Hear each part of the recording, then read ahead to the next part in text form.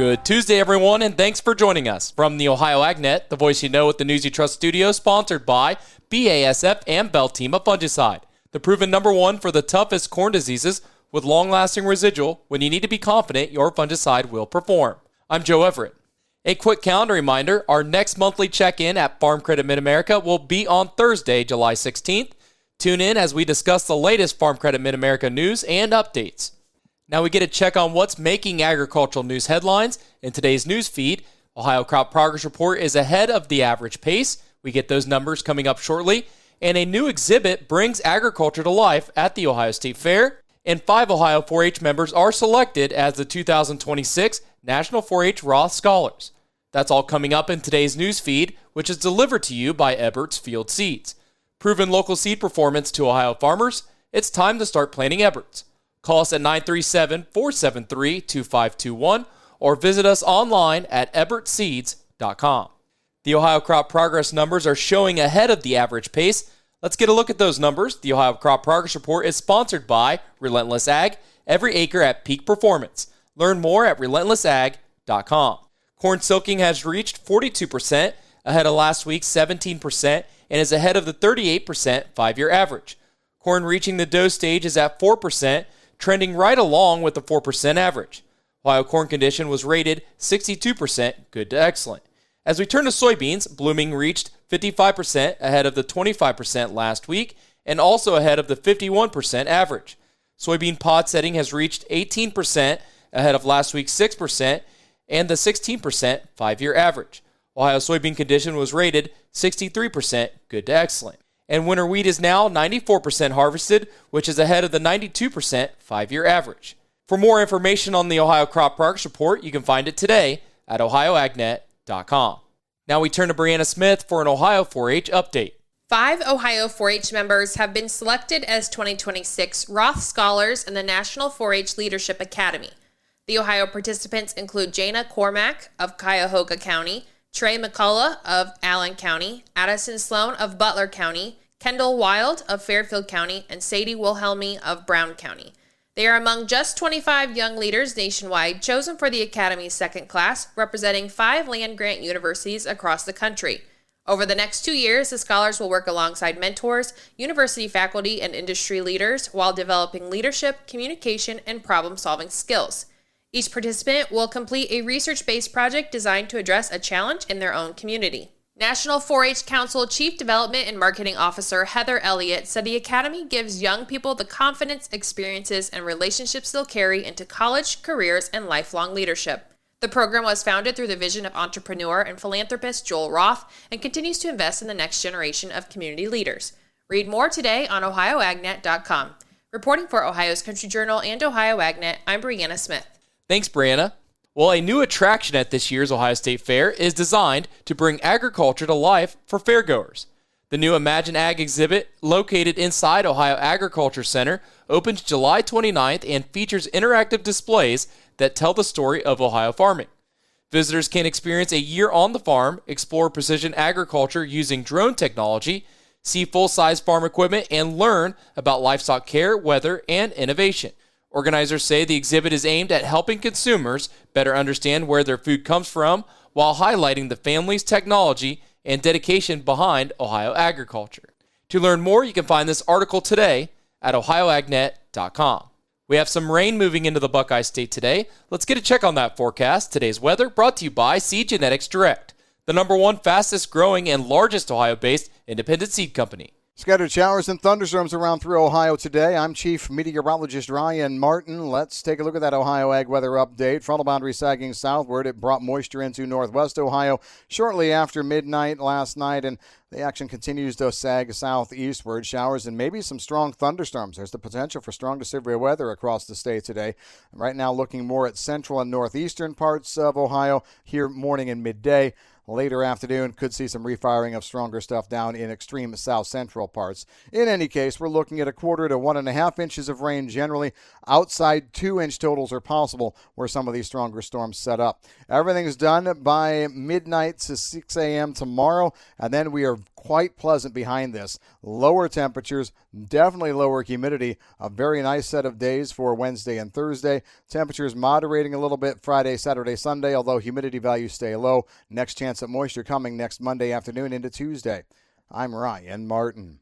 Hey, thanks, Ryan. Now we get an update on the Wilmington College Agri-Science Complex. Here's Dusty Sonnenberg. Thanks for joining us. Dusty Sonnenberg with the Ohio AgNet and Ohio's Country Journal. We're down at Wilmington College today. Joining me is Corey Cockrell, president of Wilmington College. Corey, first off, before we talk about all the neat, exciting things going on, give us a quick overview of the Ag program here at Wilmington College. So the Ag program is our largest program on campus. We're about a third agriculture majors, undergraduate program. It is a thriving, exciting program. We have about 7 concentrations. Our students are fully engaged in a 287-acre living learning laboratory. Well, practical and hands-on are two words that come to mind anytime I talk to either an alumni of the program or somebody that's considering coming to Wilmington College.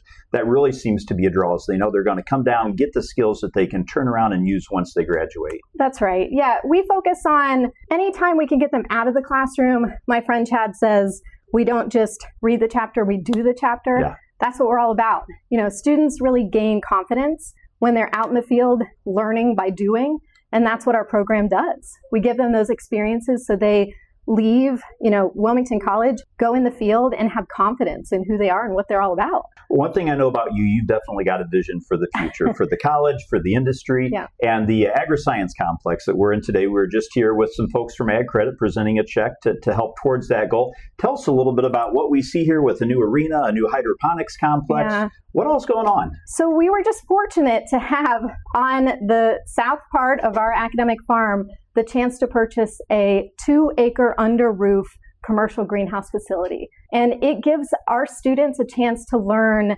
this controlled environment agriculture, to learn how to grow in a commercial greenhouse facility, real operation. So when we say hands-on learning, this is what it's all about. They've had experience with a true academic farm, but not in this environment. So we're about to turn this on, open it up, and give them a chance to experience commercial greenhouse production. Everything here is a learning opportunity for us. That's amazing. If someone's got more questions about it, wants to learn more about just what you guys are doing at Wilmington College or possibly how to get involved with this, what's a good website or who should they reach out to? Well, I'd love to invite them to campus. Okay. It's always great to come visit. Usually when we have people come down to visit, they want to come back. So I always welcome a visit to campus. We're just in Wilmington, Ohio, which is equidistant from Columbus, Cincinnati, and Dayton. But if you can't visit, come visit us at wilmington.edu. Very good. Again, my guest today is Corey Cockrell, president of Wilmington College. We are down here talking about the Agri-Science Complex, some new developments, and a check presentation today from Ag Credit. Corey, thanks for your time. Thank you. Appreciate it. Hey, thanks, Dusty. Coming up, Ty Higgins gets an update on Ohio Farm Bureau federal policy in today's featured audio as the Ohio AgNet continues. Looking for heavy equipment but don't know where to buy? Purple Wave Auction has you covered. Always online and always no reserve. It's your destination for construction or ag equipment ready to work. We even sell semis, trailers, and fleet equipment for your operation. Best part? It's free to join. Head to purplewave.com. That's purplewave.com. Sign up for a free account and start bidding today. Purple Wave Auction, the easiest and most straightforward way to buy and sell equipment. This is the Ohio AgNet, the voice you know with the news you trust. I'm Ty Higgins, joined by Ryan Matthews, Director of Communications and Media Relations with Ohio Farm Bureau. Last week, we talked with Farm Bureau about some of the statewide issues they're working on. Now we're going to go to the federal level. Ryan, welcome in. Good to see you. Thanks, Ty. Very glad to be here and excited to talk about some of our policies coming through on the federal level. It's funny. I was in the seat you were in about a year ago, and some of these issues are in the same spot they were a year ago. I guess we're moving at the speed of Washington as we talk about these federal issues, particularly the Farm Bill. We are getting some traction on the Farm Bill, hoping to get a new Farm Bill in, the first one since 2018. But where are we in the process right now? Yeah, and I just want to start off by sharing here in Farm Bureau and across agriculture, we are seeing this generational set of challenges that farmers are facing. Kind of like you were talking about, even a year ago, we were in the same spot. They've just been long awaiting farm policy that reflects our current reality and the economics and them operating on razor thin margins. So you talked about the 2018 Farm Bill. We saw a few extensions Since then, we saw some relief in the One Big Beautiful Bill Act, especially when it comes to crop insurance, trade investments, permanence of key tax provisions, but definitely still looking for that modernized 5-year farm bill. So about a month ago, we saw G.T. Thompson, the House Ag Committee, push forward a farm bill, one that Farm Bureau is very supportive of. It has a lot of different relief when it comes to research. It has a fix for California Prop 12, and that was a bipartisan approval. Now we're waiting for the Senate to pass their version. Senator John Boozman just released his discussion draft a couple weeks ago, so now we're waiting for that markup. And it really set a good first step and a foundation for our members and for agriculture to kind of start to mold this new, comprehensive, modernized farm bill that we hope gets through here in the next few weeks or next few months.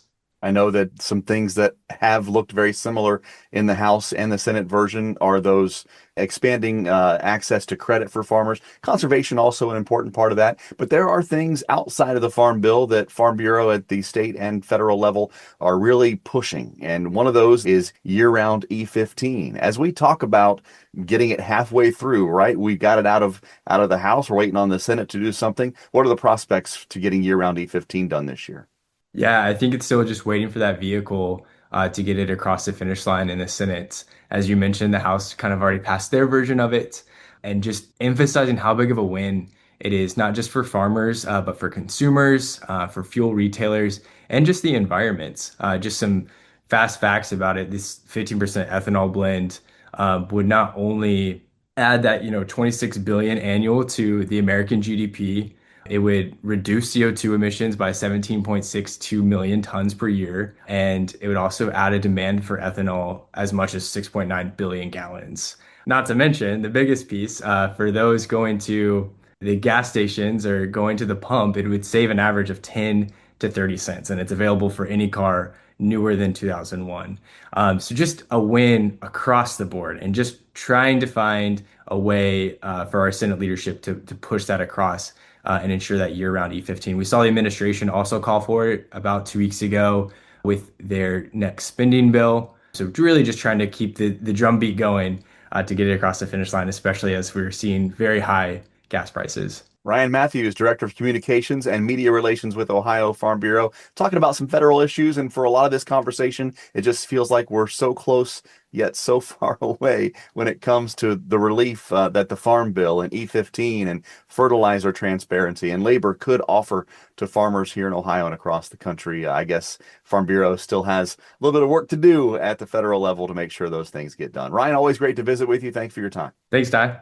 Hey, thanks, Ty. It's now time for today's market analysis, which is brought to you by the Louis Dreyfus Company. Excited to bring the brand new soybean crush facility to Upper Sandusky, Ohio. Learn more about marketing your soybeans with LDC at 574-566-2113. Here's Ryan Martin. Grain markets started the week off on a sharply higher note for soybeans and corn. Wheat did not come along for the ride. So here's what we're looking at. Yesterday's action was all about fear on the part of traders on weather. Yep, that's right. Weather premium came into the market yesterday. Hard for us to understand here in the Eastern Corn Belt. Yes, it has been warm here, but we've had decent amounts of moisture. What traders were looking at apparently yesterday morning and midday was the 11 to 16 day forecast. That's what was talked about in many news wires out there. And I know that if they're talking that, then they're talking about the GFS American model, which is suspect a lot of times. But in any case, they're concerned about hot and dry conditions, particularly dry in the 11 to 16 day forecast window. That's what drove soybeans and corn. It wasn't much of anything else. We'll see if we hold it through the day today. I'm Ryan Martin. Hey, thanks, Ryan. Now let's take a look at your overnight market trade. September corn, 447 3/4, down 1 3/4. December corn trading down 2 cents to 471. As we turn to soybeans, August, 1221 1/4, down 4 3/4. September soybeans, 1210, down 5 1/2. And September wheat, 675, up a penny. As we look to livestock from yesterday's close, August live cattle, 226.52, up $2.10. October live cattle, 223.30, up $2.60. August lean hogs, 101.27, down 37 cents. October lean hogs, 87.72, down 22 cents. September feeder cattle, $346.25, up $6.90. And October feeder cattle, $339.82, up $7. You're listening to the Ohio AgNet.